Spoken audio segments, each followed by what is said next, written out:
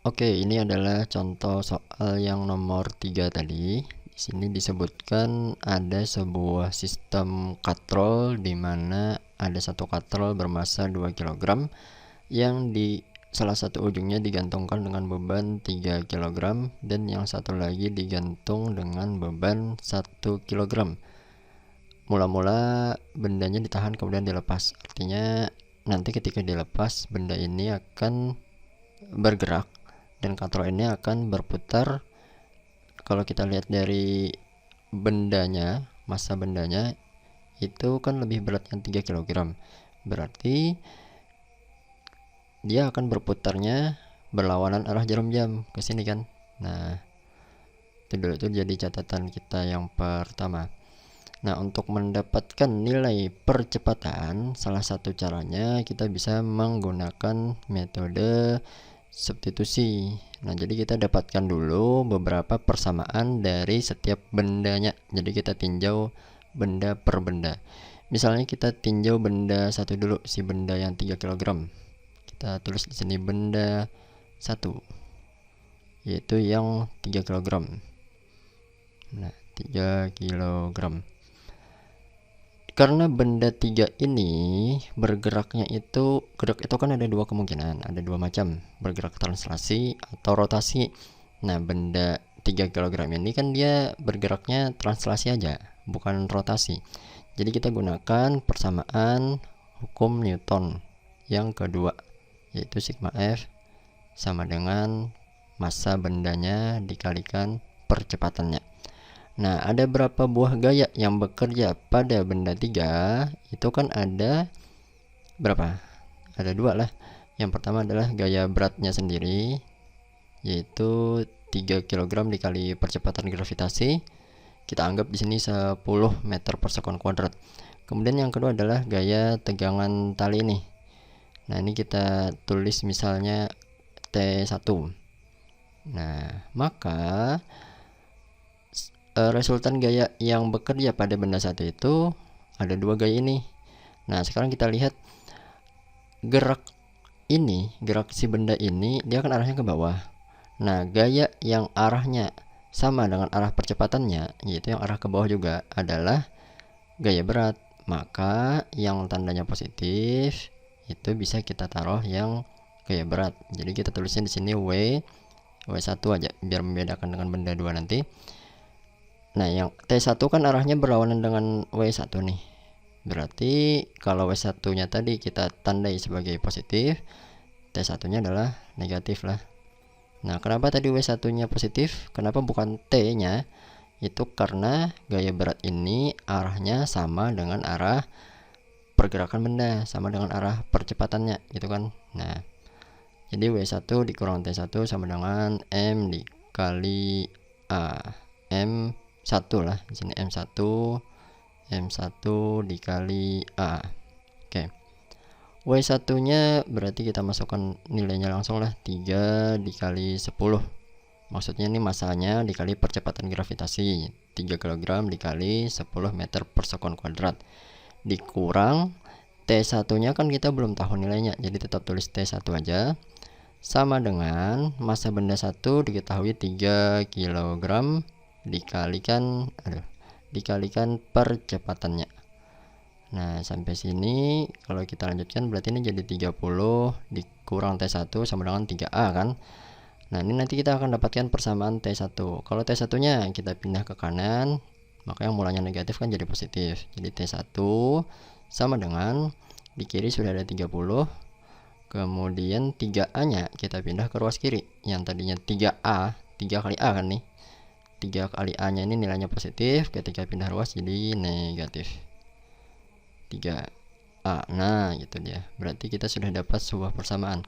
Oh ya, ini biar enak dilihat kita taruh variabelnya di sebelah kiri aja. Maka penulisannya jadi seperti ini. T1 sama dengan 30 dikurang 3A, gitulah. Nah, oke. Ini adalah persamaan yang pertama. Selanjutnya kita masukkan persamaan yang pada benda kedua. Benda 2. yang massanya adalah 1 kilogram. Karena benda dua ini juga bergeraknya hanya translasi saja, berarti kita juga pakai hukum 2 Newton yang gerak translasi, yaitu sigma F sama dengan massa benda dikalikan percepatan geraknya. Ini karena benda 2 kita tulis di sini M2. Kemudian gaya apa saja yang bekerja pada benda 2? Sama ya, itu ada 2 gaya juga. Yang pertama ada gaya berat W2, dan yang kedua adalah gaya tegangan tali. Cuma di sini bedanya karena benda 2 ini tertarik oleh benda 1, berarti kan bergeraknya ke atas. Nah, gaya yang searah dengan percepatannya, searah dengan pergerakannya itu adalah gaya tegangan tali ini, ya kan? Karena arahnya ke atas. Sedangkan gaya beratnya itu arahnya ke bawah. Jadi yang positif adalah yang gaya tegangan tali, gaya tegangan tali 2 lah. Nah, jadi T2 dibalas oleh gaya beratnya itu sama dengan massa bendanya dikalikan dengan percepatannya. Percepatan benda 1 dengan benda 2 ini sama karena ketika ini bergerak, ketika benda 1 bergerak, benda 2 kan ikut bergerak juga. Jadi percepatannya sama. Tapi gaya tegangan talinya beda lah. Nah, walaupun pada beberapa soal kadang dianggap sama, kadang dianggap sama, tapi di sini biar kita paham, kita bedakan aja bahwa T1 memang beda dengan T2. Kenapa bisa beda? Karena di sini kan massa bendanya beda juga nih. Nah, jadi ada kekuatan yang lebih besar di sebelah T1 ini daripada di T2 harusnya, karena T1 ditarik oleh massa yang lebih kuat dibanding oleh benda 2. Nah, kita lanjutkan dulu. T2 kita nilainya kan belum tahu, jadi tetap tulis T2 dikurang berat benda 2 adalah 1 kg dikalikan percepatan gravitasi sama, yaitu 10 meter per sekon kuadrat, sama dengan M2, massa benda 1 adalah 1 dikali percepatannya kita belum tahu nilainya, jadi tulis A aja. Dan sini kita dapat T2 dikurang 1 dikali 10 kan 10, sama dengan 1 dikali A, jadi A saja. Nah, ini kalau kita pindahkan negatif 10 nya ke kanan, maka jadinya adalah T2. Loh, ini kok hilang? 1 dikali A, T2 sama dengan A, negatif 10 nya pindah ke ruas kanan, berarti jadi tambah 10, ya kan? Nah, sehingga diperoleh persamaan kedua adalah T2 sama dengan A ditambah 10. Oke. Nah, selanjutnya kita analisis pada benda katrolnya, pada si katrol. Katrol ini kan bergerak juga, tapi bergeraknya rotasi, bukan bergerak translasi, karena katrolnya cuma diam di tempat. Nah, karena bergeraknya rotasi, maka kita menggunakan hukum Newton 2 untuk gerak rotasi, yaitu yang persamaannya sigma torsi sama dengan momen inersianya dikalikan dengan percepatan sudut. Itu ini sebetulnya kan sama bentuknya dengan yang ini tadi, cuma ini untuk gerak translasi, ini untuk gerak rotasi. Kalau digerak translasi namanya gaya, kalau digerak rotasi namanya torsi. Kalau digerak translasi namanya massa, kalau digerak rotasi namanya momen inersia. Kalau digerak translasi namanya percepatan biasa atau percepatan linier. Kalau digerak rotasi namanya adalah percepatan sudut. Nah, sekarang kita lihat dulu torsi apa saja yang bekerja pada benda si katrol. Nah, kan ada dua gerak translasi. Ada 2 macam torsi. Yang pertama torsi oleh gaya tegangan tali 1 yang di sini, dan yang kedua oleh gaya tegangan tali 2 yang di sini. Nah, ini ada oleh T1 dan ini ada oleh T2. Maka ada 2 torsi juga yang bekerja pada katrol ini, yaitu torsi 1 dan torsi 2. Dan yang mana yang positif? itu kita ambil yang searah dengan percepatannya, karena bergeraknya itu searah, bergeraknya berlawanan arah jarum jam, kan yang lebih kuat kan torsi 1 nih, berarti kita taruh torsi 1 yang positif. Dan karena torsi 2 adalah lawannya, arahnya berlawanan, jadi kita taruh tanda lawannya, yaitu min. Torsi 1 dikurang torsi 2 sama dengan momen inersia dikalikan dengan percepatan sudut. Nah, momen inersianya ini kan mengikuti dari bendanya nanti. Kita ke sini dulu, torsi 1. Torsi itu kan adalah gaya dikalikan dengan jari-jari.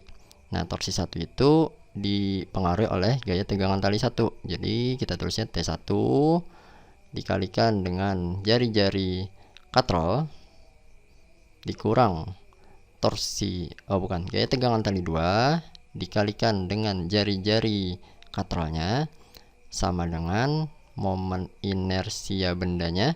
Dalam hal ini dia adalah silinder pejal yang momen inersianya itu adalah 1/2 dikalikan massa katrol dikalikan dengan jari-jari kuadrat, ya kan. Di dalam persamaan momen inersia bisa lihat di tabel kalau silinder pejal itu seperti apa. Lanjutannya adalah dikali dengan percepatan sudut. Nah, percepatan sudut ini kita ubah saja ke persamaan ini, percepatan linear dibagi dengan jari-jari. Supaya apa? Supaya muncul A ini, karena kan yang dicari adalah percepatan bendanya, yang dicari adalah percepatan linear ini. Jadi kita ubah bentuk alfa ini, kita ubah percepatan sudut ini jadi supaya muncul percepatan linearnya. Nah, dan ini akan memudahkan karena kita bisa mencoret atau mengeliminasi si R. Ini kan R pangkat 2, berarti R nya ada 2 nih. Jadi yang satu dicoret dengan ini, satu lagi dicoret dengan yang di sebelah kiri ini. Kenapa keduanya ini dicoret? Karena sebenarnya di ruas kiri ini kan R nya bisa dikeluarkan nih. Jadi bisa ada satu R saja di sini. Gitulah. Karena di sini juga tandanya kurang. Jadi kalau dibatasi oleh tanda tambah atau kurang itu ketika di kanan dicoret satu aja, maka sebetulnya di ruas sebelahnya itu harus dicoret semuanya juga. Gitu. Maka di ruas kiri tersisa T1 dikurang T2 sama dengan 1/2 dikalikan dengan massa katrol dikalikan dengan percepatan linearnya. Nah, dapat sudah. Hampir dapat. Sekarang kita substitusi persamaan yang T1 T2 ke sini. Jadi T1 ini kita ganti dengan 30 dikurang 3A dan T2 nya kita ganti dengan A tambah 10. Maka jadinya 30 dikurang 3A. Ini kan lanjutannya kurang nih, kurang T2 nya kita beri kurung dulu aja biar kalau ketemu minnya ini nanti bisa dikalikan ke dalam. T2 nya adalah A ditambah 10. Nah, sama dengan 1/2 dikalikan massa katrolnya adalah 2 kg. Jadi kita tulis 2 dikalikan percepatan linearnya. Nah, ini kita lanjutkan 30 dikurang 3A. Ini negatifnya dikalikan ke dalam berarti jadi negatif A dan negatif 10. Itulah. Sama dengan, nah ini setengah dikali 2 kan bisa dicoret nih. Berarti yang tersisa di kiri adalah, yang tersisa di kanan adalah A aja. Nah, kalau kita lanjutkan di sini berarti misalnya negatif 3A ini dan yang negatif A kita pindah ke ruas kanan lah. Maka di kiri tersisa 30 dikurang 10 sama dengan di kanan sudah ada A, kemudian yang min A ini kita pindah ke kanan jadi tambah A, dan ada negatif 3A nya kita pindah juga berarti jadi 3A positif. 30 kurang 10 jadi 20 sama dengan A tambah 3A jadinya 5A. Berarti A sama dengan 20 dibagi 5 ya kan. Nah, diperoleh A sama dengan 20 dibagi 5 4 meter per sekon kuadrat gitulah. Oke.